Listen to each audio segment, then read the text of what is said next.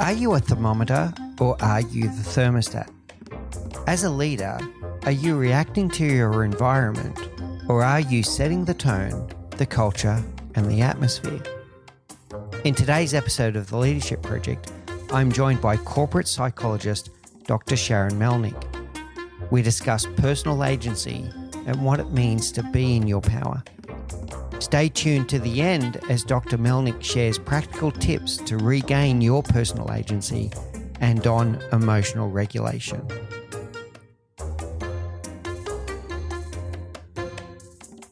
Hey everyone, and welcome back to the Leadership Project. I'm greatly honoured today to be joined by Dr. Sharon Melnick. Sharon is a corporate psychologist whose work, groundbreaking work on personal agency, is on the back of more than a decade of research at Harvard Medical School and has been field tested with more than 40,000 participants. So we're talking about someone who's deeply researched the topic around personal agency and being in your power. She's also the best-selling author of 2 books, Success Under Stress, and her new book, In Your Power, React Less, Regain Control, Raise Others. And that's what we're going to talk about today. We're going to talk about this concept about being in your power and the difference about that and being in power and this kind of power struggle that people have in their own minds, etc., so that you can take control of your leadership. I'm really excited to go deeply into this content today and into this topic, and I know that we're all going to learn a lot. So without any further ado, Sharon, I'd love it if you'd give us a little bit of a flavour of your long-term background and what inspired you to do such deep work on this topic. I'm so delighted to be here with you, Mick. Well, I guess you could say that it started when I was doing research at Harvard Medical School and for 10 years on intergenerational issues. So it's really, everyone can relate to this kind of, what you bring with you from your own experiences in childhood into your parenting in the next generation, or I guess we could even say in your work interactions when you are an adult. And the research that I did helps to understand, like, if you've had difficult experiences, how can you break those intergenerational cycles? Like, how can you not repeat those mistakes within your own family or the ways that you interact with other people? And from doing that research, I came to understand a few things. One was about trauma. And, we have lots of ways of using that word these days, and but it's when you're in situations where it's kind of uncontrollable or inescapable, and there's some kind of a threat or harm to your emotional well-being or your physical well-being, and when that's the case, you have to adapt. You have to cope. You have to do something to deal with those situations. And so I came to understand some of the adaptations and the coping patterns that people do. And then I was able to help parents who had had those difficult childhoods to kind of, avoid those intergenerational cycles. And the reason that I take us back there is that I actually think that it's relevant to the workplace these days. Because at the heart of the experience of trauma is a feeling, an experience of powerlessness, where you can't kind of protect your own welfare. You can't necessarily kind of have a voice or prevent physical harm or whatever it is. And we can think about that in terms of, like, people who are, at war, or people who have a car accident, and people who have been, physically in abusive situations. And that's for sure the case. But I think, broadly speaking, a lot of us feel powerless today. We feel like the world is not going the way that we think it should in some way. And it's almost like no matter who you are, you might experience this this kind of situation. So I'm like, when I talk to senior leaders, they're like, just can't get the young people, to kind of, kind of go along with the culture that we are, trying to create. And if you talk to a talented woman, she might say, just can't get my boss to kind of see me for my talents, and I feel overlooked and I feel dismissed. Or you might have a mid-level or even a senior executive, and I just can't get my colleague to stop invading my turf, or not responding to me, or whatever it is. And I think these days, and whether it's personally as well, in our life, I just feel like a lot of people feel like I just can't get people to kind of do what I need or live up to my expectation. There's a lot of polarization, and people are just kind of reacting, and we're emotional about it, and we're just like, it shouldn't be this way. And so this it's not like I set out all those decades ago in my career, but from having an understanding of what goes on in those moments and how you have to cope, it set the stage for me to have an understanding of the way that I think people feel powerless today, even though I don't think we put that word on it. I think we just kind of say, well, there's like challenges, in the workplace, and it's just hard and complex, and all these things. But I think I got an understanding of what's going on in those moments, and actually that you have way more power than you think you do, no matter who you are in those moments. And I have a feeling that's what we're going to unpack here today. All right, that's really good, Sharon. There's actually at least 4 things I want to unpack already from what you're saying. Okay, we'll bring it on, yeah. This is going to be a wonderful conversation. So the 4 things I'm picking up so far is intergenerational, and that's the first one I want to go through. I want to talk about this feeling of powerlessness or almost learned helplessness. I want to talk about this word trauma, because I think there's going to be some people that have already painted a picture in their head as to what that meant for them. And then there's also the gender specific thing that you brought up there. I want to come back to that later.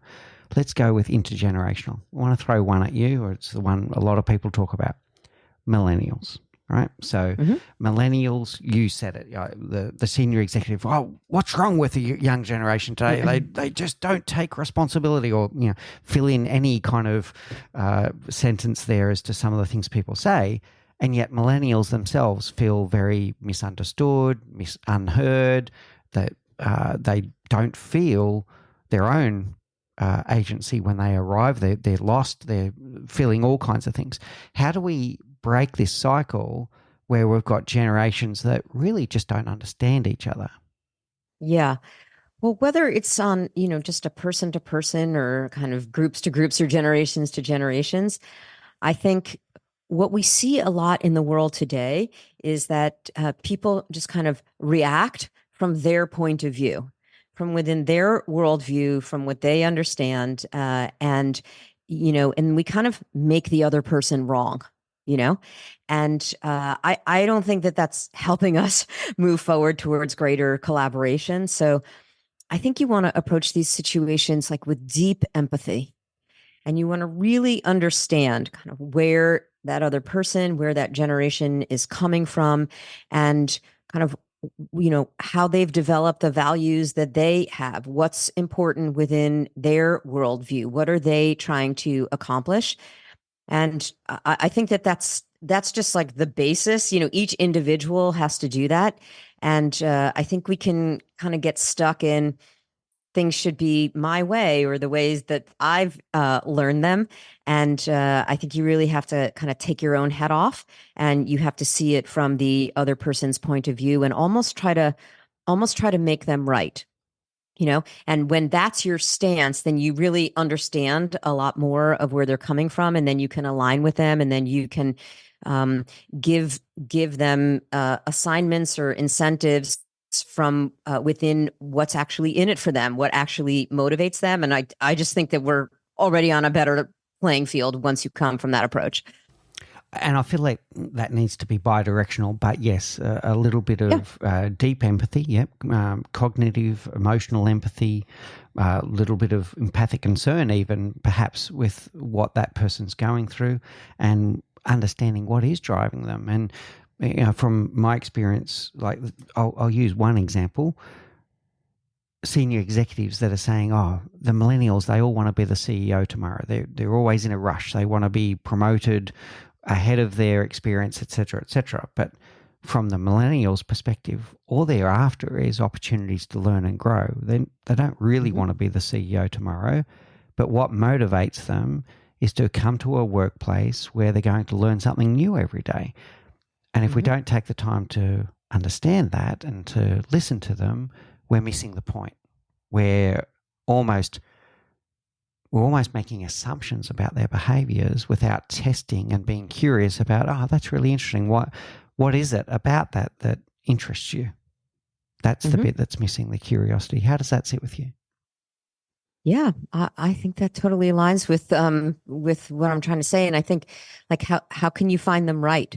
You know what I mean? Okay, so how can I provide more learning experiences for you then? Yeah. And again, and that goes both ways. But I just think that we're not we're taught a lot of things along the way in terms of our knowledge, but I don't think we're taught this basic skill of kind of take your own head off and really see it from the other person's point of view, and make them right in what it is that they want, so that you can give them more of what they want, because then they're going to give you their best.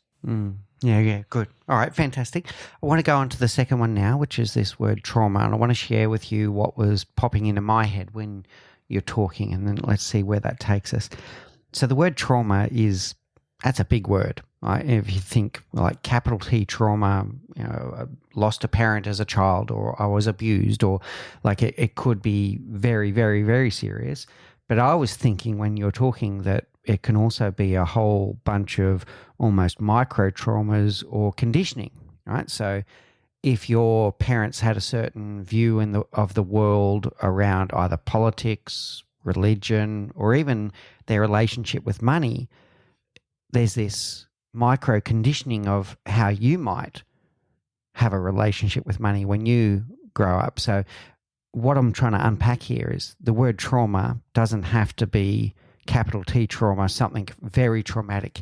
One incident happened in my life. It could be just a building up of events that lead up to the person that you become, or the person that you think you are, and the way that you see the world. How does that sit with you? Yeah, I think that's absolutely right. So, yeah, and I'm not meaning to say that like the workplace is, traumatic, even though I think some people actually would say that they experience that, but that's really not the point that I'm making. I think we do sometimes make a distinction between kind of the capital T trauma, where there's circumscribed events or pattern of events, and then what I was more meaning to say is that I think that there is a dynamic at the center of difficult experiences, traumatic experiences, and the dynamic is one in which you feel like you don't have power, right? Or you feel Mm, powerless. mm, And I think that a lot of people experience that these days in ways that are, relevant to their own lives.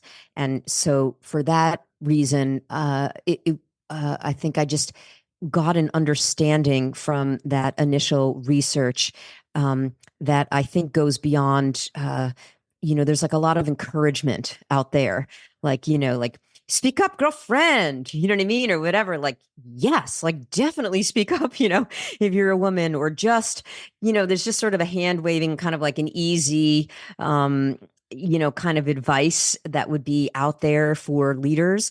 And I think that that doesn't really take into account what is going on in those situations where it's really a dynamic where a person doesn't feel that they have power. mm, And that my message is that actually you always have more power than you think, no matter what your involvement is in a situation. And I think when we think about it from that perspective, it gives people a way, a route out, or gives them a whole repertoire of strategies to do, as opposed to just feeling done to, or my colleagues doing this, I feel stuck, or my CEO is doing this, I feel stuck, or my team member is acting this way. It's just a headache for me, and I just take it home with me, and I ruminate on it, and it's bringing me down. So Mm. uh, I just think that an understanding of what goes on in those moments where we have an emotional reaction, we have a way of protecting ourselves. We have that we have a lot of opportunities there, but I think um, many of us just immediately go to a place where we get out of our power, because I think we're not really taught ways of staying in our power in Mm. those moments. There's two things that I'm picking up there that are related, Sharon, and I want to test that with you as well. And then I want to get deeper into this topic of in your power. What I'm picking up here is the word unresolved or untested, whatever the case may be, and two different types. One is you spoke about taking action, right? So people say, oh, you just need to step up and you need to find your voice, and all of these very action-oriented words, which I think are powerful. And if we don't step out of our comfort zone, we'll never progress and we'll never change. So there's an element of that rings true. But what I'm picking up there is if we don't pick up the limiting belief or address and test the limiting belief that was stopping us from speaking up in the first place, it may not be fully long-standing. That was the first one. And then the second one was testing assumptions that we make about someone else. So if you're sitting there complaining about the CEO never lets me talk, or the CEO does this, or you're making an assumption about that other person that you may not have tested. That's right. So That's right. one is testing your own beliefs. Are they true? What is holding you back, and resolving it properly? And second is testing assumptions that we make about other people's behavior. How does that sit with you, those two? I think those are absolutely right.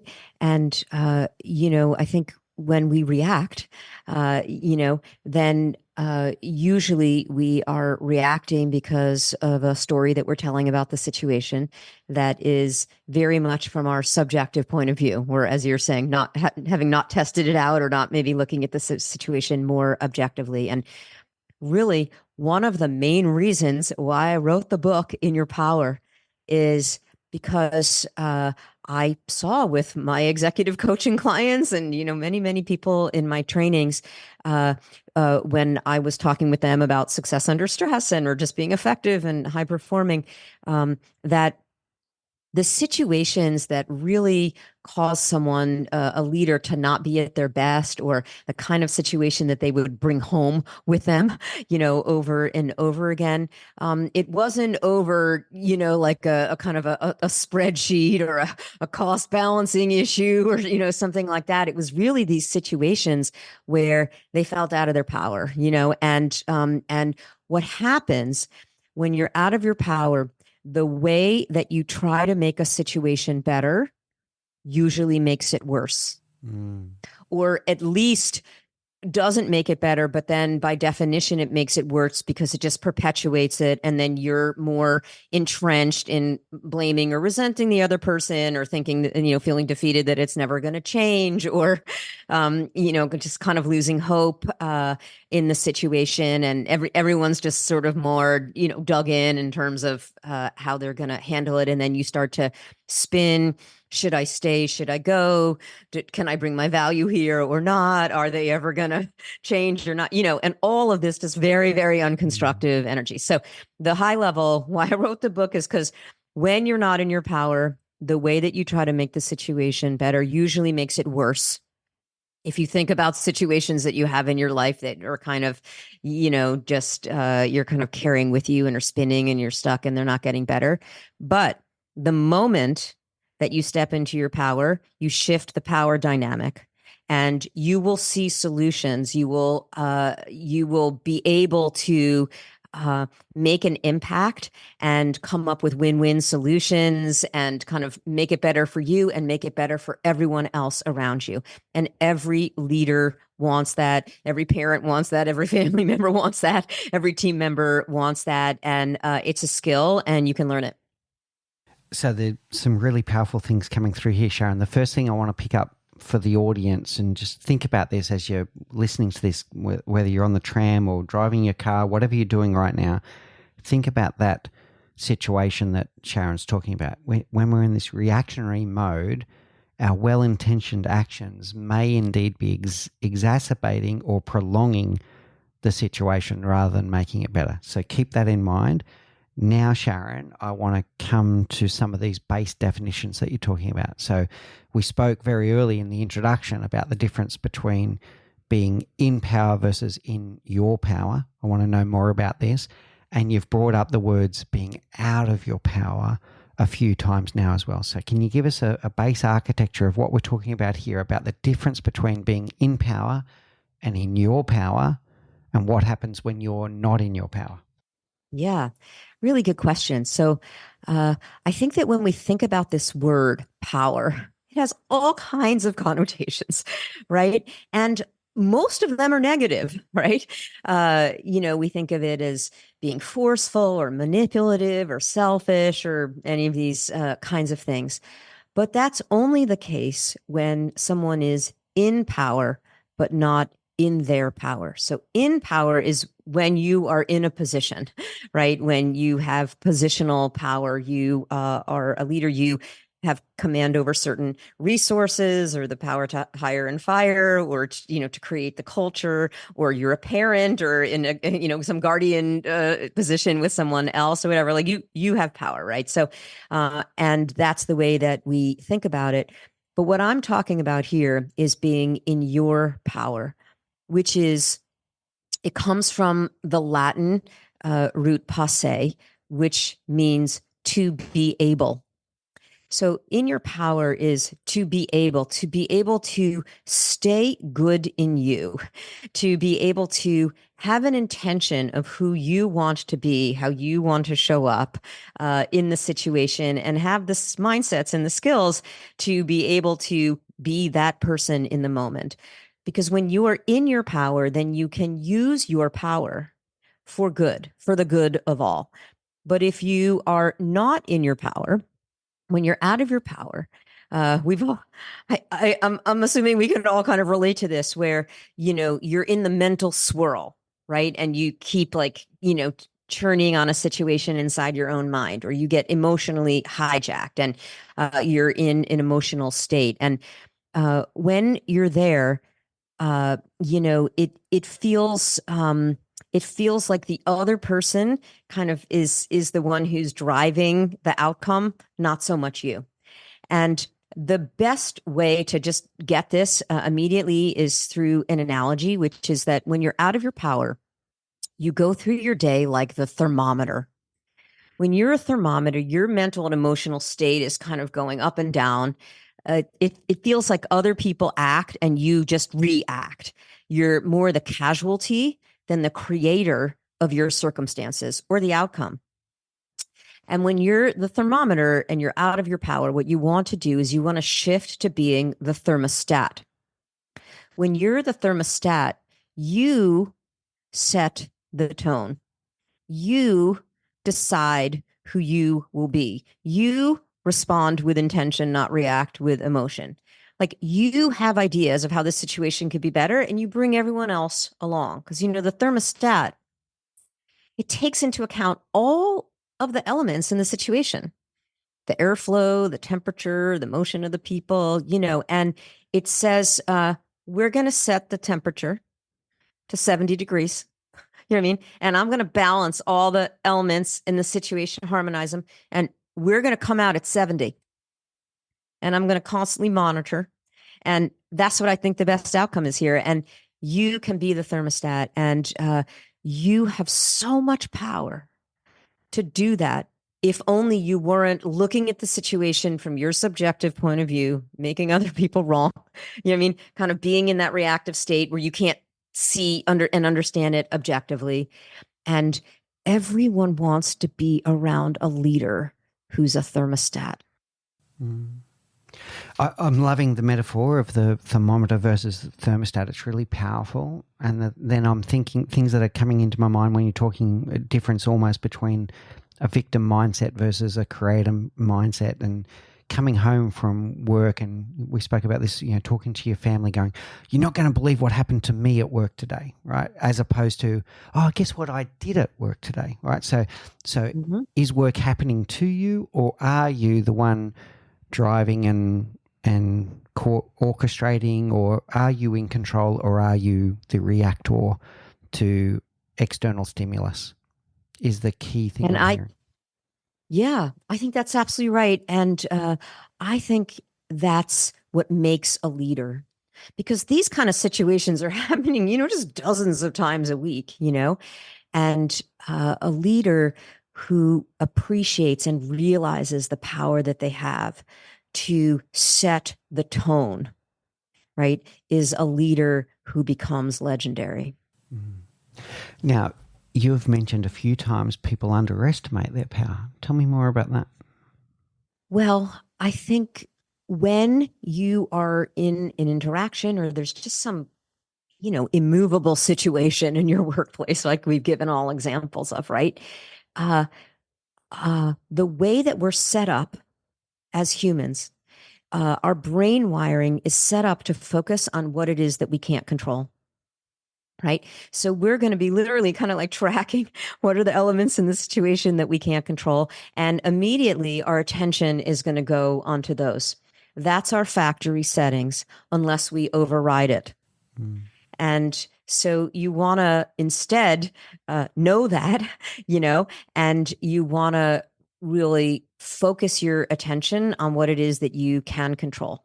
So I'd encourage everyone who's listening to us right now to even think of a challenge, a challenging situation that you have in your life.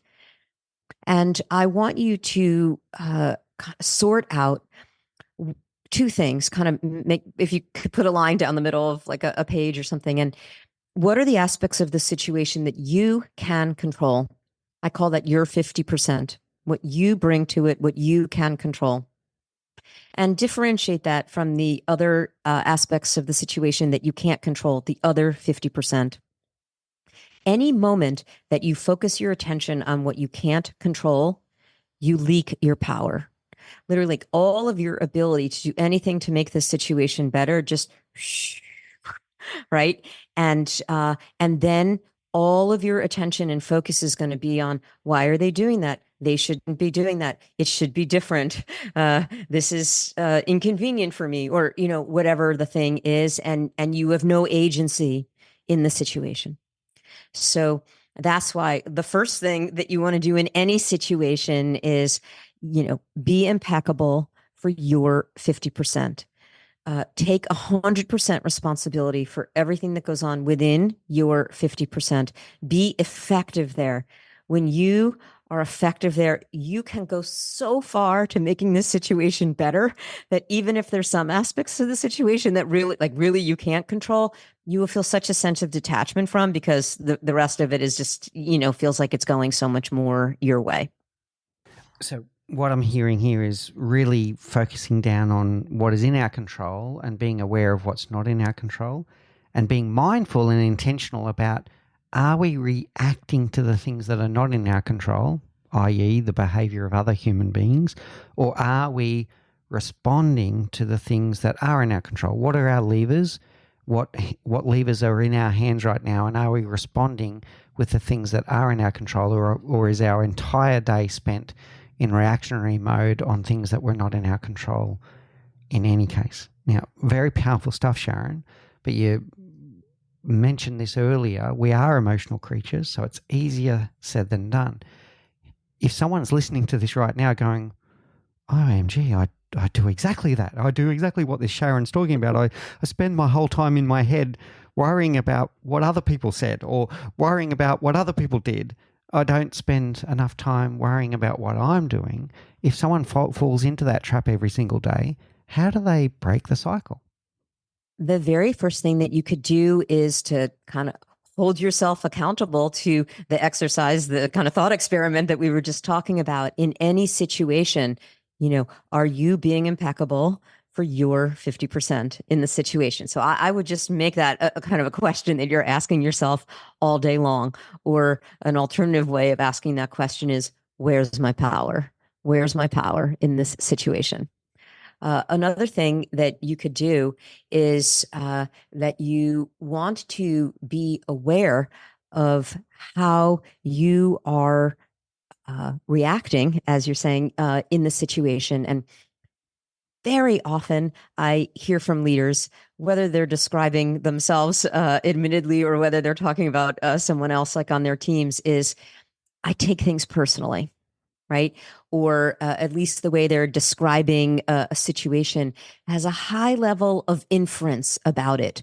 They did this, they, you know, you know, they reallocated my resources, or they're stepping on my turf, or they're resistant, or whatever the kinds of things it is that they're saying. And I want to encourage all of you to appreciate that that's really more subjective than objective. That's so you can always sort out what are the facts of the situation, and then kind of what are you making of the facts in the situation, or even more importantly, what are you making it mean about you in the situation? Mm. And that's something that I hear all day long. And you want to really be more objective about the stories that you tell, because that's where all of your problem solving is going to come from. When you really understand a lot more about what's going on for the other person, or what broke down, in communication in the situation, as opposed to immediately going to, they dismissed me, or whatever it is that you're, they don't listen to me, or whatever.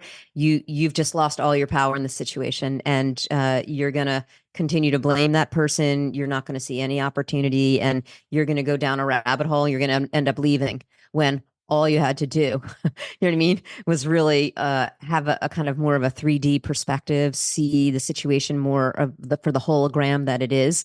What are you bringing to it? What are they bringing to it? What are the contextual factors that we can understand here? And that's where all the fodder for new solutions are.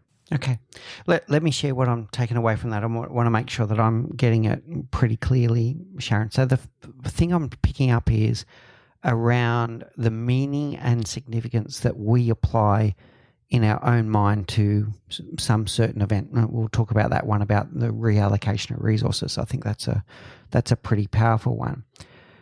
So do we know what we're interpreting to be true? So is it Right. correct? The meaning They of it, right? stole my budget, or whatever. Yeah. Right. So do we know that to be true? And then we might start second guessing their intentions. Oh, they only did that because. And if you're making those statements, well, have you tested that? Do you know that to be true? Do you know your interpretation of their intention to be true? And then significance for me is the gradient, is you're catastrophizing this when it might have been a minor event in the scheme of things, but to you it was a major event. So meaning is understanding what actually did happen objectively rather than subjectively. And then significance is on a scale of meaningless to the worst thing that's ever happened to you in your life, where are you putting it on a catastrophization kind of scale and testing whether that to be true, right? So this is the interpretation phase. And then the next thing I'm hearing from you, Sharon, is then the curiosity to go and actually ask some questions and go and see that person and say, oh, what's going on with the resources? What's going on with the budget? Asking more questions, rather than the reaction would be to just blast back at them and go, what did you do with or feeling helplessness and doing nothing, or blasting back at them and going, what did you do with my budget? Or whereas if we stay curious and go and say, what's going on here, and is there something deeper here, we might end up with a better response. Is that what am I taking away the right thing? I think that's absolutely right. And, what we have to appreciate, Mick, is that we're so set up to do this as humans, is that that we filter information through kind of the emotional centers of our brain, right? And the those emotional centers have a question associated with it, and that question is, what does it mean about me? Or what's the implication for me and mine? Right. So, again, those are our factory settings as humans. And so we are set up to have a kind of a personalized view of a situation. And that initial story that we tell, it's usually a gut story, it's unfiltered. And when you just dig down a little bit and, what are you making that mean about you? Usually, if I ask a leader, it'll be something like, well, they're not respecting me. They don't think Mm, I'm doing a good job. And, you just keep asking, what does that mean about you? Well, I don't think I'm good enough, in my role. So mm, really what was causing the overreaction was not that the person did whatever that they did, but it was some personalized reaction of what you made it mean. Or else it's that you feel out of control, with that person, and so that's really what's causing that overreaction. And just like you said, if we could kind of require ourselves to tell alternative stories about it, but being more objective and having that 3D perspective, then we would really understand a lot more about what were the pressures that they were under, what understanding did they have of how we did the budget, what did I communicate or not mm, communicate that I could have, all of these more objective ways of understanding about the situation. That's where all the solutions are. But if you just stay stuck and like, I got this situation all wrapped up, that person's a turf monger, or I'm not good enough at my job. And then it's like, that's what you go home at the end of the day with. mm. So I'm hearing a lot here about almost having a challenge to my own identity at this point, right? So about the story that I tell myself about myself in my head, and what does this event tell me about that? Does it confirm a negative view? Does it challenge a positive view? Yeah, really interesting. So is your response, your reaction, is your reaction more about yourself at this point rather than about the other person? Yeah, it's so important. I think this is really one of the most important skills, because these kinds of situations are happening, just all day long, professionally and personally. And you have so much power in those situations to make them go more smoothly, with more collaboration, better win-win, innovative solutions, or keeping the relationship strong and in a good open communication, communicating love and care for one another. You have so much power in those situations to make them go that way. But if we don't know that, then we just react, right? And then everyone is sort of facing the downstream effects of that reactivity. And it was one of the main reasons why I wrote the book, was to share skills for people to be aware about this. And there's a whole chapter in the book with very specific exercises, about how you be more aware in those in those situations. And the book, In Your Power, it's organized according to what I call power portals. So there's 12 power portals. So these are 12 different ways, that kind of lenses, or ways of looking at any situation, that when you kind of enter this portal, it's like a whole new way of understanding it, with a whole new set of skills and ways of having power and being able to use your power in that situation. And there's one of the portals that is the portal of psyche.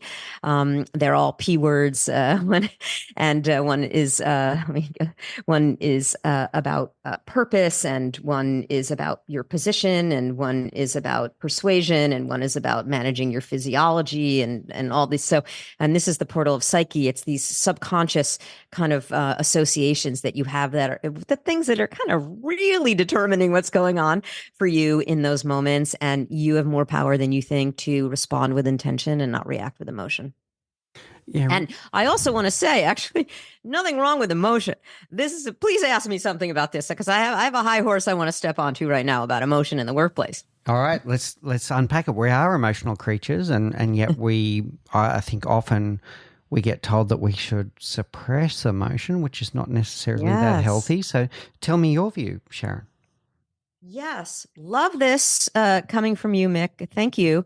I think that's right. I think that kind of the emotion gets sucked out of the workplace, and it's suppressed. But there's a lot of anytime you're interacting with other human beings, especially about goals that are meaningful for you, and that you care about your customers, clients, patients, etc. Then I think it's not healthy the way that we think about it, and so again in the portal of physiology in the book that I go deep into a whole set of strategies about how to handle emotions. I think people feel uncomfortable. I think and I do think that there's a gendered dynamic here. I think that uh, it's a generalization, but I think generally speaking, men are sanctioned only to show anger. That's the only kind of emotion that they're able to show, even though it's not the only thing that they feel because they're human. And I think women are sanctioned against showing anger, and they're more encouraged only to show more passive emotions, like let's say kind of sadness or helplessness. And I don't think that this is serving anyone. And I'm a fan of the strategic display of emotion.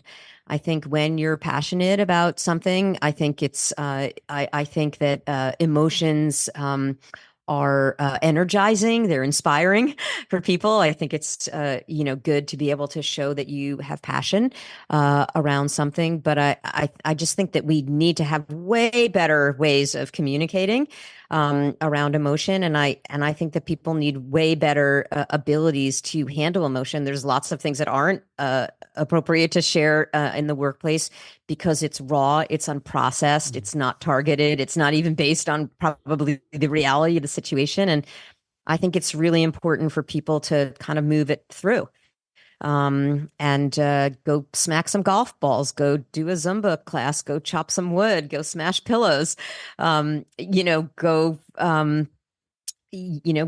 go into the woods and scream, or whatever it is. There's wrecking rooms. I mean, whatever. I'm just giving some fun examples. For me, I go to the boxing bag. I do vigorous exercise, and when I'm angry and frustrated, I get it out, and then I'm able to come back to the situation, and I'm able to reconnect with my mental clarity and have that 3D picture perspective, and then I'm able to deal in a way that is effective and that takes everyone into consideration, and I'm able to be the thermostat, and I encourage everyone to do it. And there's a whole suite of solutions that you can have for your emotions. I'll give one here, which is cooling breath. Cooling breath is a breathing technique that you can use to cool down your physiology when you notice you're getting worked up and you're getting heated. So cooling breath is a reverse breath. Could do it along with me now. You're going to open your mouth ever so slight. You'll breathe in as if you're sipping through a straw. Breathe out through your nose. Long, slow, deep breath, and keep doing it as I'm talking. What you're doing is that you are literally kind of cooling down your physiology. The breath goes right to your organs rather than being filtered through, the cilia in your nose. And my acupuncturist friends tell me that it connects, to, the meridian to the liver, which is where negative emotion can build up in your system and cause disease potentially over time. So cooling breath takes you out of emotional hijack, puts you back into your frontal lobe, the part of your mind that can kind of respond with intention. And cooling breath has a secret ninja weapon aspect to it, which is really cool, is that not only will it calm you down, but it will calm down the other people in the situation. So this is a great example of don't expect other people to change. Don't tell them to calm down. Calm yourself down. And in so doing, be the one, like be impeccable for your 50%. And you'll be the thermostat. Telling someone else to cool down, that always works, doesn't it? It comes back Yeah, to it does. what you said before. Well-intentioned actions making it worse instead of making it better. Love this cooling breath. This is a great takeaway for everyone. And this word emotional hijack, and it's a nice way to cap what we've been talking about. Are we reacting to our emotions, or are we responding to our emotions? And we ignore our emotions and the emotion of others at our peril. So we are emotional creatures, like it or not. And if you ignore those emotions, it's at your peril. And what Sharon's talking about here is some regulation of emotion. So using the cooling breath, I absolutely love it. Noticing and naming those emotions. What is this emotion? Why this emotion? Why this emotion now? What is this emotion trying to tell me? And then responding, not just the instant reaction to the emotion, which in more cases than not is going to make the situation worse. How does that sit with you, Sharon? I think that's absolutely right. And I think that we want to work with our emotions because inspirational leaders are connected to their emotions. They leverage and use emotion to inspire and mobilize and energize other people. Uh, Nobody was really, inspired to like put a man on the moon kind of thing by, giving some sort of dry, kind of statistical direction of what it is that they're supposed to do. It was a higher aspiration, right? So I think that rather than being stripped out of the workplace, I think it would be effective for us to know how to work with our emotions constructively, and it's part of where our power is. It's and being able to move our emotions through to come back to mental clarity and to have a constructive understanding of the situation. This is what allows a leader to see new solutions and move people forward where they've been stuck before. All right, Sharon, there's been so many wonderful takeaways today for people. Start thinking about this. Are you reacting or are you responding, both emotionally and all of those things around you, the stimulus that are happening to you in the workplace? Are you reacting or are you responding? Are you in your power? Don't underestimate your power and start focusing on the things that you can control. There's so many powerful messages. You might need to listen to Sharon a few times to get the full depth of what she's sharing with us today. Sharon, I'd now like to take us to our rapid round. These are the same 4 questions that we ask all of our guests. First of Bring it all, on. what's the one thing you know now that you wish you knew when you were 20? Oh, Mick, it's that I have more power than I think that I do. That's for sure. And you know what's so interesting is that there was a study done by Ron Carucci, one of my fellow Marshall Goldsmith top 100 coaches, studying executives coming into power. And he found that the number one abuse of executives coming into power was not what we think it is, but rather not using the power that they had. There we go. If they're in their power, of course. Very powerful. What is your favorite book? I love a book by Benjamin Hardy called Be Your Future Self Now. Ooh. And it's all about like describing that intention of who you want to be and then, kind of making your thoughts and your actions in the service of it sooner rather than later. Love it. I love the title straight away. I'm going to look into that book. That sounds very informative. I love it. What's your favorite quote? You know, Along these lines of what we've been talking about, I have a mentor whose name is Regina Thomashower. She's kind of a feminist icon. And she has a quote which says, as human beings, we want to play all 88 keys of our emotional piano. And it's very much has inspired what it is that we're talking about today. And so have access to all 88 keys of our emotional piano. Yeah, love it. Okay, and finally, there's going to be people that are blown away by what you're sharing today, Sharon. How do people find you, learn more about your work, either your deep research or your books or your speaking, all of the things that you do? Thank you so much. I'd be delighted to hear from you. So to get the book In Your Power, I mean, probably any ways that you get your books these days, Amazon online or in bookstores, and there are specific resources for dealing with your emotion and navigating some of these thorny situations in your power, and you can find those at inyourpowerbook.com. Also, for anyone who's interested in executive coaching or for speaking and on these topics, I'd love for you to find me at sharonmelnick.com, SharonMelnick.com. All right, brilliant. Dr. Sharon Melnick, thank you so much for your time today and sharing with us your wonderful insights and wisdom. I feel richer for having this conversation, and I know that our audience will as well. Thank you so much, Mick. You've been listening to The Leadership Project. Many great takeaways there from the interview with Dr. Sharon Melnick. As a reminder, don't forget that we now are live streaming again with The Leadership Project Live. So please do subscribe to The Leadership Project YouTube channel so you can be notified of all of our future live streams. We live stream out to LinkedIn, YouTube, and Facebook every week. In the next episode of the Leadership Project podcast, I'll be joined by Paul Butterfield, where we discuss enabling high-performance teams through empowerment and trust.